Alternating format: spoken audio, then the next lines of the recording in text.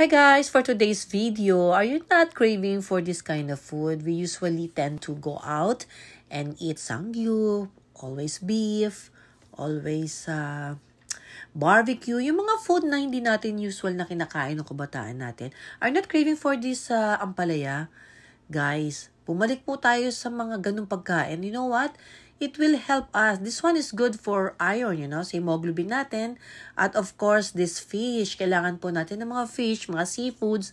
Kasi tayo, nahiling tayo sa mga, yung bang the-order na lang na pagkain, na dati naman hindi ginagawa natin ng mga matatanda. Pero ngayong mga bata ngayon, kasi ganyan ang mga pagkain nila, na talaga nag-enjoy naman talaga sila, which is, ka-enjoy naman. Why not try to eat this kind of food? This food will help us talaga naman. Promise, marami pong mga benefits na makukuha sa ampalaya. At nung araw, yung kaya lang namin mabili is the galunggong. But of course, wala tayong comparison between the old and the new generation. But alam nyo po kung ano po sinahog ko dito, ito yung mga tira ko pong manok.